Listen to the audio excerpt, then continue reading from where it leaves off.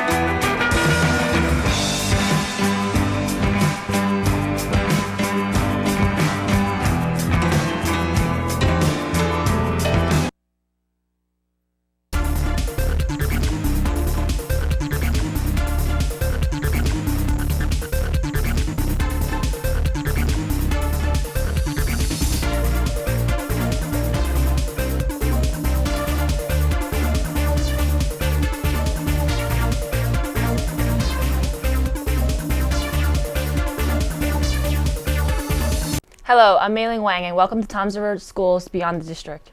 And I'm Casey Sullivan. Later on tonight, we will take a look at how one of the most famous ships in history has finally been found. But up first tonight, a Tennessee girl gets to sleep with the fishes in a good way. Her father surprised her with a sleepover inside the Tennessee Aquarium.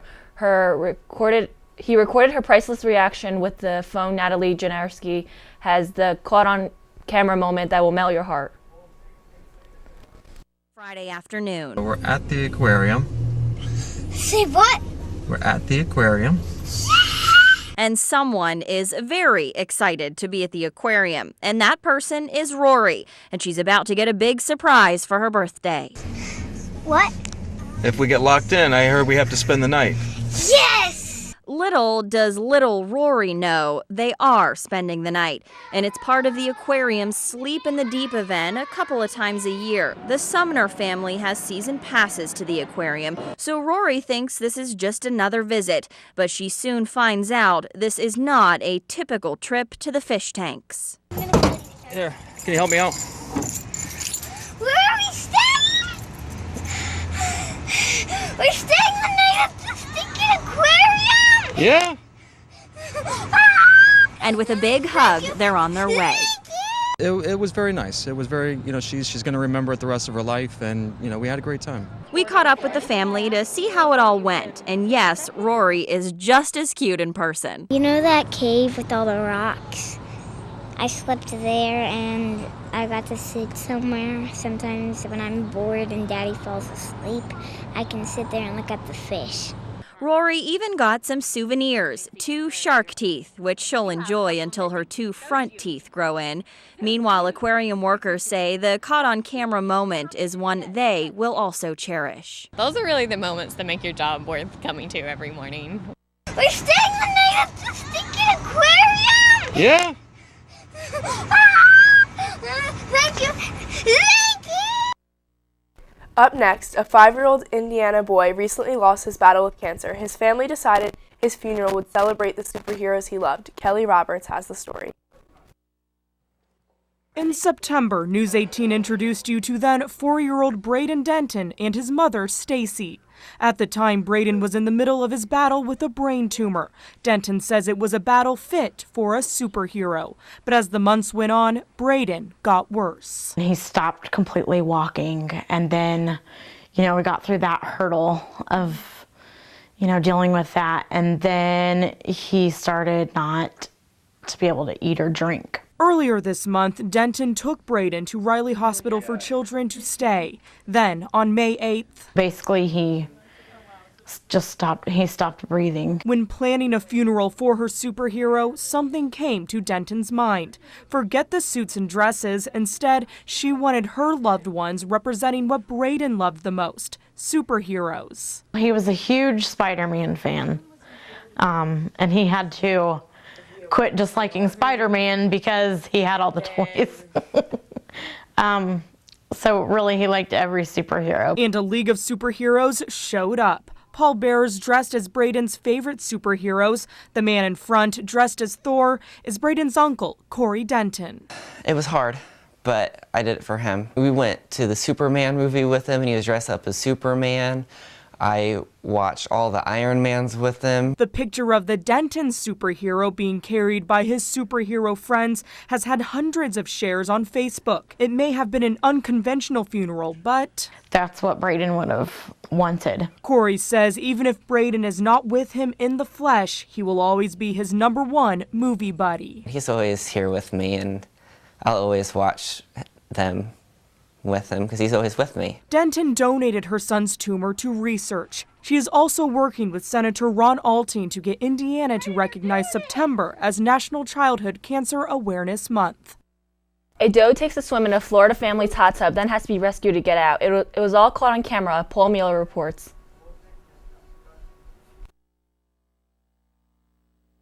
Caught on camera, a doe trapped in the hot tub at this Palm Harbor home after running right through the screen. She knocked herself out cold, and it wasn't pleasant watching her struggle. But thanks to 2 Pinellas County Sheriff's deputies and a trapper, after about a half hour, they managed to pull the doe out to safety. We've never seen anything like this happen. I've been in law enforcement for almost 25 years, and I've never received a call like this. I immediately just responded to take care of the deer. That became my priority. Putting a blanket over her head, trying his best to keep her calm. It was kicking, trying to get out, and I just felt it necessary to just calm it down or at least hold it into a stable position. And that he did, and when the trapper arrived, they eventually got the doe free. As he entered the pool, I assisted at the front of the deer, and we were able to lift it out and let it go right where it came in. I think she finally figured out that the sheriff's office, the 2 deputies were here to help her out, and she didn't put up a fight at all. Wire says it's not uncommon to see deer running around his yard, and is just glad this story has a happy ending. To see her kind of trot off into the woods, it felt really good. A Wisconsin police officer ran a marathon Sunday in full uniform. He did it to pay tribute to members of law enforcement who lost their lives serving their communities. Patrick Nelson has the story. After 8 years in law enforcement, Israel Deutsch doesn't mind donning his police uniform and carrying his utility belt for another day. It adds a little bit extra weight. There's about 10 pounds on my belt. Everything on here is replicated the same I would wear at work. And then I have a 3-pound restrictive body armor vest underneath here. On this day, he isn't serving the Hobart Lawrence Police Department, but running a marathon. He's doing it to raise money and awareness for the families of police officers killed in the line of duty. It's basically about honoring it, and remembering the law enforcement killed, so it doesn't matter how long it takes me. I'm not sure how long it's going to take me, but that's all it's about. It was a cool, breezy start to the race, but as the sun beat down and the miles started to add up, the marathon took its toll on the officer. The injury came back about mile 19, so I had to walk a little bit, but it's not about racing, it's about the journey coming out here and spreading the word. More than 20 miles into his uncomfortable marathon effort, this cop didn't give up. He responded. It's the thoughts of those officers making me push through that pain the last couple, half a mile and stuff, making me through that to the finish line. After a rigorous 4 hours and 24 minutes, the police officer from Northeast Wisconsin completed the 26-mile race and crossed the finish line. What he heard from runners and the crowd on the way in was exactly what he was hoping for. Impressive. Nice work. Very impressive. Thanks, guys. That was constant. Thank you. Thank you for your service. So we appreciate that as a police community. Officer Deutsch says he'll continue to honor fallen law enforcement officers when he enters a September Ironman event in Madison. Now we are going to take a short break, but coming up we have a look at how one doctor is making a strange house call. And we also take a look at how a wild turkey is driving a neighborhood crazy. Stick around, we'll be right back.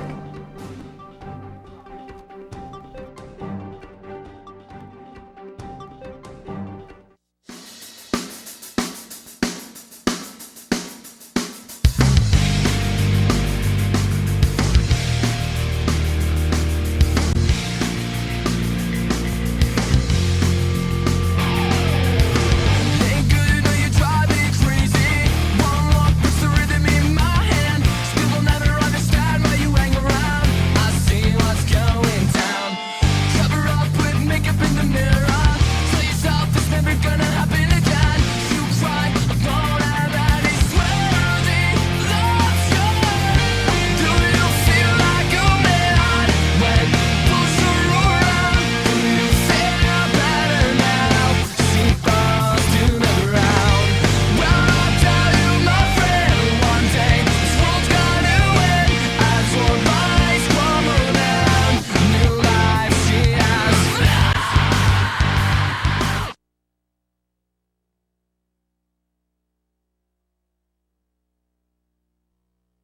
He has a big smile on his face. All birds. Welcome back. An 8-year-old Florida girl got an up-close lesson in the birds and the bees. The child helped deliver her baby brother after her mom went into labor but couldn't make it to the hospital. Edward Lawrence reports. He has a big smile on his face. All births are memorable, but Joseph James Snyder's birth became a family affair. I was in the bathroom and my water broke and I yelled for her, "Jasmine, grab the cordless phone, dial 911. 8-year-old Jasmine McEnany called at 7:02 a.m. My mom's pregnant. And her water just broke. And her water just broke. Oh, okay. So much pain right now. She's in so much pain. I was freaking out. I was like, I'm home alone with my 8-year-old daughter. What am I going to do, you know? Even if I call somebody, they're not going to come quick enough, you know, because it was just happened so fast. 2 weeks early, all 5 pounds, 10 ounces of little Joseph couldn't wait. They told me to get lots of towels and blankets. Just 13 minutes after that 911 call by Jasmine started, and before the paramedics could arrive, Joseph made his appearance. Is your mom pushing or straining yet? Mommy, are you pushing or straining? Yes. It was kind of hard. Tell her not to try. Come here. Hold the baby's head, please. She definitely stayed calm when she needed to, especially I was hysterical. And big sister helped her little brother by bringing him into the world. She did a very good job. Up next, a Tulane football player who was paralyzed from the neck down in a collision with a teammate fulfilled Saturday. Devon Walker graduated with a science from New Orleans school. Leighton Agsickson has the story. Of the thousands of students graduating Tulane University this year, President Scott Cowan points to one, Devon Walker, whose dedication serves as inspiration for the rest. He represents the very best of who we are and who we hope to be. It's not how the former Tulane safety pictured his graduation day, in a wheelchair, paralyzed from the neck down, but it's the culmination of more achievements than he could have ever imagined he'd set out to accomplish. I'm just very excited. It's been a day that's been a long time coming, so I'm ready to start. For all of us, man, he's just been an inspiration. Always his positivity and optimism is just relentless. Walker's friends and fellow teammates adjust his cap, readying him for graduation, as they have helped him do for 2 years. And they've been wonderful. Through my classes, through my therapy, through coming to school and actually doing what I need to do and pushing me to be better than just average. They've all been helpful. But it's the determination of Walker that his friends say kept them on track. He's come a long way. I'm very proud of him. To be able to come from where he's come from and go through the things that he's gone through and still be able to come here and put on a smile and give great effort each and every day, I'm proud of him. An effort inspiring the like of Saints quarterback Drew Brees. Devon Walker, congratulations. After being honored at Tulane's commencement, Brees recalled visiting Walker in Atlanta soon after his injury. Just one of those guys that so special, so inspirational. You know that he is destined for so many great things in his life, and just blessed to know him. A future with a molecular biology degree, the goal of going to medical school, and a will to keep pushing forward in every way he can. I'll never give up hope, and no matter what, if you have a goal, don't get shot down. Don't discourage yourself not to do it.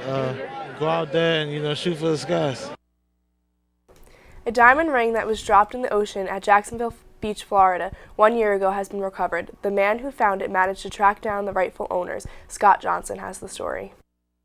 Eric and Courtney Vadrine were waiting in the water off Jacksonville Beach last year when it happened. She was reaching down. The ring fell off her finger and into the tide, and we desperately thrashed at the water to try to find it, and we knew as soon as it hit the water, it was pretty much gone. Her engagement ring dropped in the water. They never found it. For me, and that's why I remember it so vividly, and even I told the people at Tiffany's, I was like, it was June 1st, 2013. Like, I knew everything, like every minute of what happened because it was so horrible. They went on with life thinking it would never be found until just a few days ago when David Seeloff was out with his metal detector looking in the sand and found something. Well, I was using the metal detector, and it was actually at high tide. At first, when he went in the sound, he just found what's called a fishing sinker. But when he went over it again, he dug deeper. That's when he realized he found something a lot more valuable. You're Eric. I'm David. Nice to meet you, David. Likewise. Courtney. Nice to meet you, Courtney. Cannot thank you enough. Oh, you're welcome. We were there as the couple met Seeloff for the first time. Tried to find y'all, and eventually, with the help of the staff over at Tiffany & Co., that's why we're here today. Yeah, absolutely. No, and we can't thank you enough. Honestly, we were so shocked. After Seeloff discovered the ring, he found a serial number printed on it. The company Tiffany's made it and contacted the couple.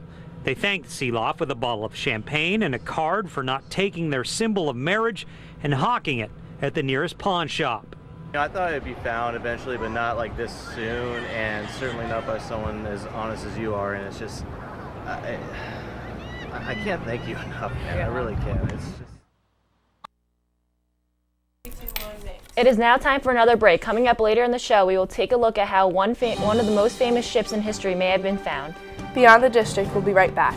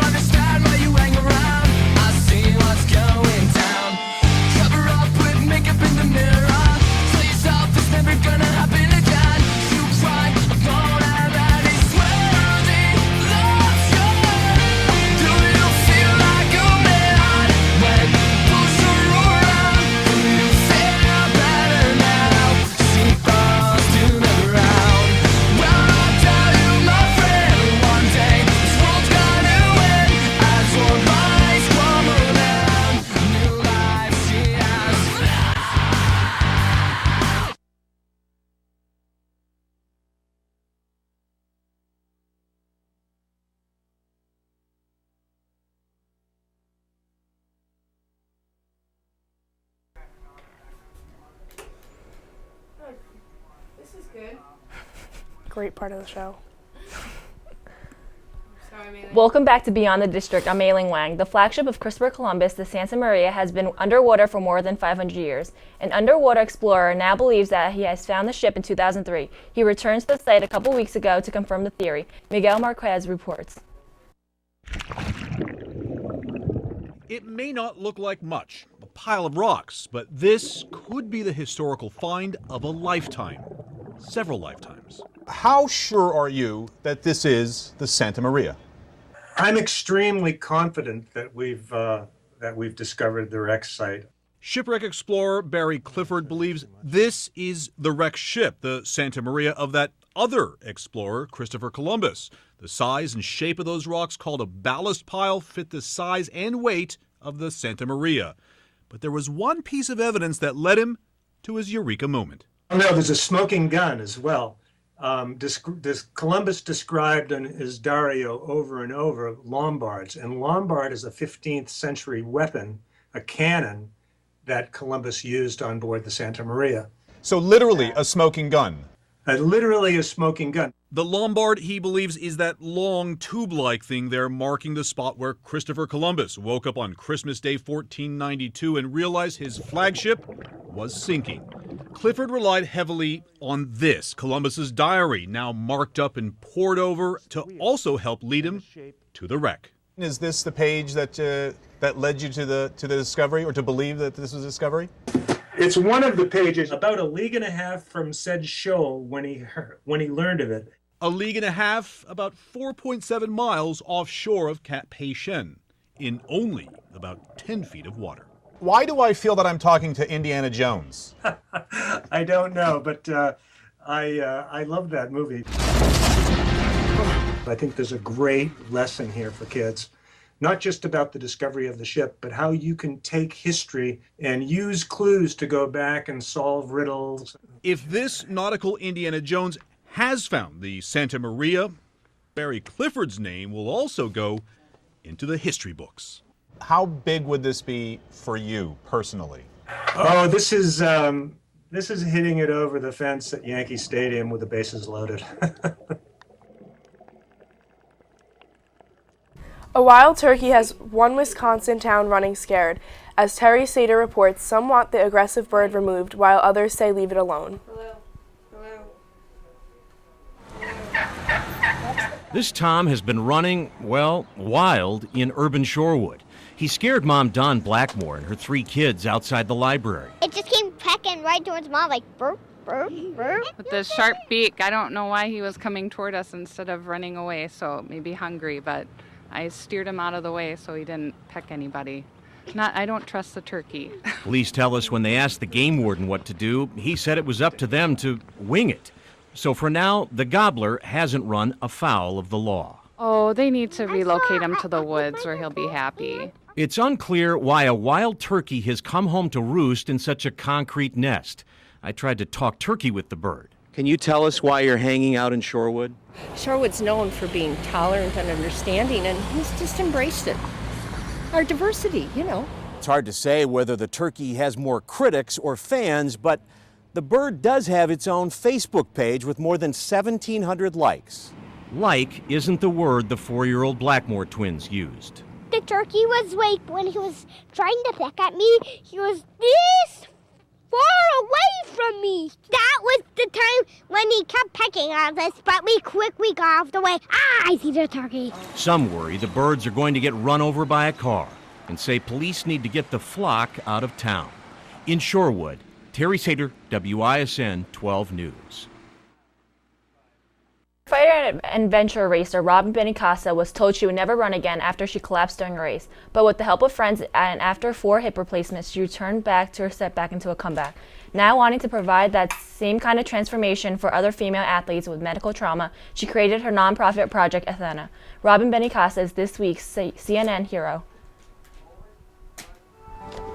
I initially got hurt in 2005. I had 46 surgeries in attempts to salvage the leg, and I finally decided on amputation.